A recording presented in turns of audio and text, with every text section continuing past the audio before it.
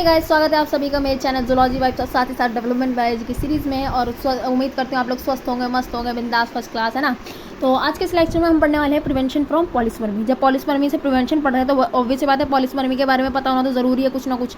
तो बेसिकली पॉलीसवर्मी होता क्या है? पॉलीसपर्मी एक ऐसा फेनोमेना है जिसमें ओवा को एक से ज़्यादा मोर देन वन स्पर्म जब आके फर्टिलाइज कर देता है, तो उस सिचुएशन को हम पॉलीसपर्मी कहते हैं। अब यार तुम लोगों को कुछ नहीं पता, तुम लोगों को कुछ नहीं आता, तुम लोग मुझसे बोले तो क्या होगा मैम एक से ज़्यादा पॉलीसपर्मी स्पर्म ने फर्टिलाइज कर दिया। तो अब मैं तुम लोग को समझाती हूँ क्या होता है। जब एक से ज़्यादा स्पर्म फर्टिलाइज कर देता है ओवा को, सपोज करिए यहाँ पे जो दो स्पर्म है उसने फर्टिलाइज कर दिया, तो दोनों स्पर्म का प्रोन्यूक्लियस आ गया, दोनों स्पर्म का सिमिलरली सेंट्रियोल भी आ गया, है ना। अभी एक सेंट्रियोल में क्या होता है आपको पता है, दो सेंट्रोसोम्स होते हैं जो डिवीजन करवाते हैं अलग अलग होने के बाद, एस्ट्रिक का फॉर्मेशन करने के बाद। मैंने लास्ट लेक्चर में बताया है भाई, भूलना मत, ठीक है। तो सिमिलरली क्या होगा, दो सेंट्रियोल से क्या बनेगा, चार सेंट्रोसोम्स बन गए। अभी चार सेंट्रोसोम्स अलग अलग बन गए और ये चारों सेंट्रोसोम्स अलग अलग डिवीजन करवाएंगे, मतलब जहाँ पे दो सेल बननी थी अब वहाँ पे ये डिवीजन करवा के चार सेल बन जाएंगे, क्योंकि चार सेंट्रोसोम से चारों अपनी अपनी तरफ ऑर्गेनेल्स खींचेंगे। अब सपोज कर लीजिए यहाँ पे ये बीच में ये बहुत सारे ना ऑर्गन्स है, ये जो ऐसे बना दिया मैंने, ये बहुत सारे ऑर्गन्स हैं।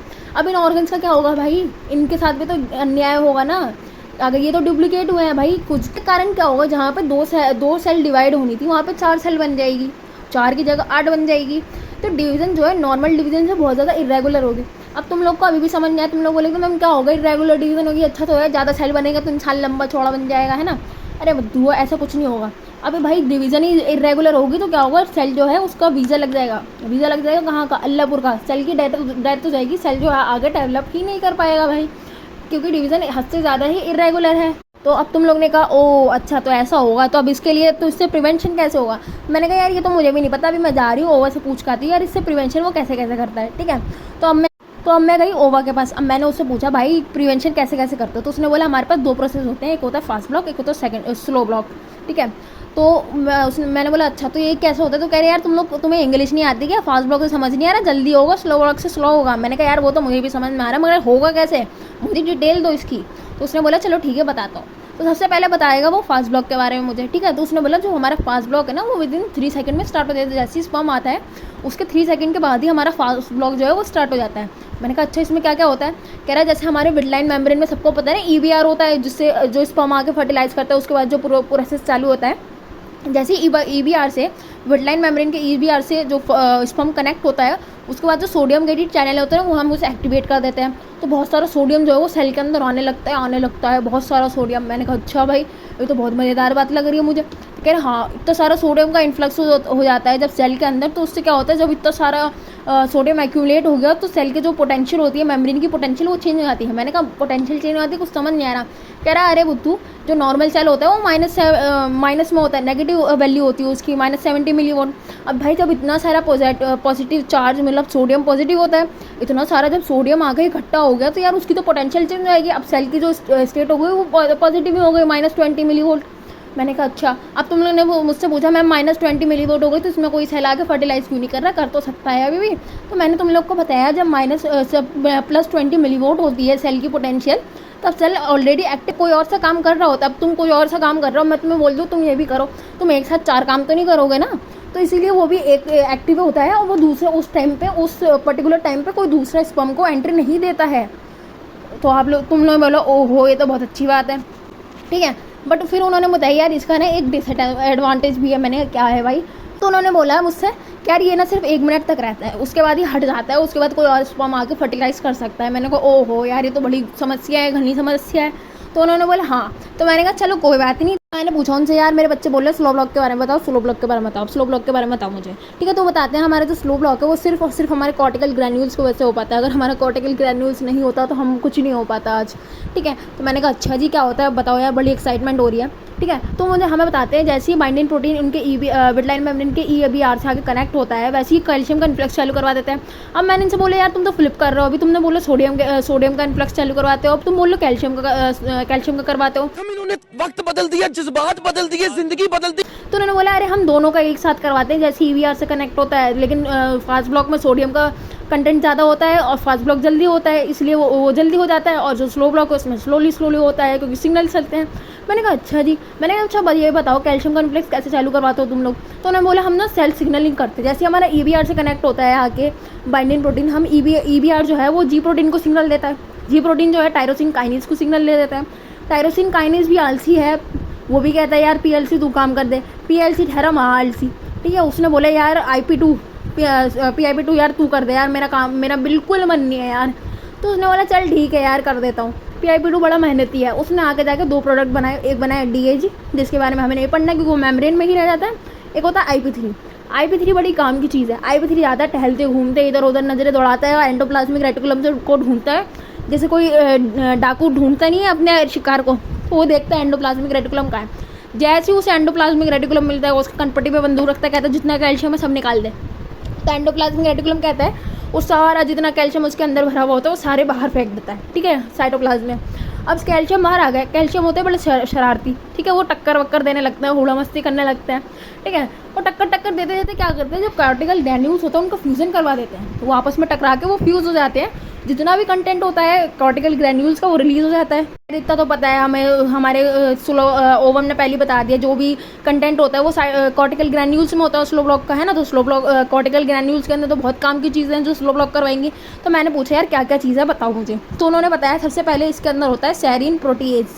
मैंने कहा अच्छा इसका क्या काम होता है। तो इन्होंने बताया सेरीन प्रोटीएज जो है एक एंजाइम है कॉर्टिकल ग्रैन्यूल्स का, और ये क्या करता है, जो EBR होते हैं और ऐसे जो प्रोटीन्स देखने को मिलते हैं जो वेटलाइन मेम्ब्रेन और प्लाज्मा मेम्ब्रेन को कनेक्ट कर रहे होते हैं, इनका क्लिप ऑफ करवा देता है, इनको कट कर देता है, ताकि आगे जो है सिग्नल्स ही नहीं जा पाए। अगर कोई EBR से कोई दूसरा स्पर्म आके अटैच भी हुआ है तो वो तो कट गया, EBR का कनेक्शन ही नहीं है भाई। तो अब तुम आगे उससे अटैच भी हो जाओगे तो सिग्नल्स तो अंदर आएंगे ही नहीं। अब तो सिग्नल्स अंदर आएंगे नहीं, तुम्हें जो करना है भाई तुम कर लो, ठीक है। और साथ ही साथ क्या करता है, जो प्रोटीन्स होते हैं ये जो वेटलाइन मेम्ब्रेन और प्लाज्मा मेम्ब्रेन को कनेक्ट कर रहे होते हैं, इनका भी क्लिप ऑफ करवा देता है। जिसकी वजह से क्या होता है, जो डिस्टेंस है वेटलाइन मेम्ब्रेन और प्लाज्मा मेम्ब्रेन इन दोनों के बीच का डिस्टेंस इंक्रीज हो जाता है, ताकि जो स्पर्म है वो किसी भी तरीके से अंदर आ ही ना पाए। देख लो कितनी शादी से रची जा रही है यहाँ पे। तो मैंने बोला बढ़िया है यार। तो बोले अरे अभी रुको, अभी तो और भी है। मैंने कहा अच्छा और बताओ और क्या होता है। तो उन्होंने मुझे बताया जो दूसरा कंटेंट होता है वो होता है पैराक्रिस्टलाइन प्रोटीन फ्रैक्शन। मैंने कहा अच्छा ये तो बड़ा इंटरेस्टिंग सा नाम लग रहा है। तो कह रहे हाँ ये क्या करता है। मैंने कहा बताओ ये क्या करता है। कह रहे ये भी कॉर्टिकल ग्रैन्यूल से निकलता है और ये फर्टिलाइजेशन एनवलप बनाता है। मैंने कहा अच्छा फर्टिलाइजेशन एनवलप बनाता है कैसा।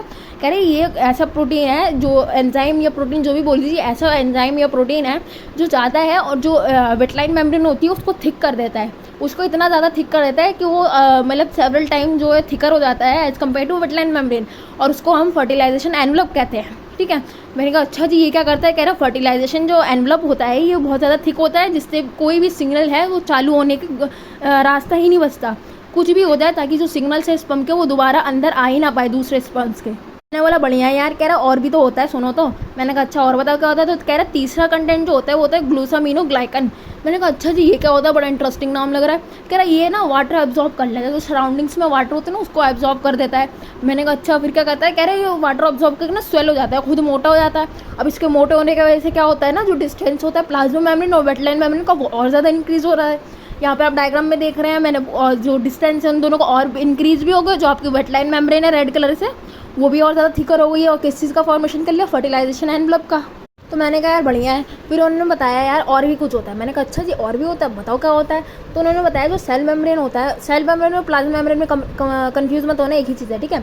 वो कंटेन करके रखता है UDX1 को। मैंने कहा अच्छा जी ये क्या करता है। तो इन्होंने कहा ये जो UDX1 है, ये जो मॉलिकुलर ऑक्सीजन होती है उसको पकड़ता है और झटपट करके चुटकियों में हाइड्रोजन परऑक्साइड बना देता है। मैंने कहा अच्छा जी अब ये हाइड्रोजन परऑक्साइड बना क्यों रहा है, फालतू में आवा इसका मन कर रहा है। तो उसने कहा नहीं नहीं ऐसे ही नहीं बनाता, उसका काम होता है। तो जो हमारा एनवलप होता है फर्टिलाइजेशन एनवलप, उसमें ना OVOP प्रेजेंट होता है।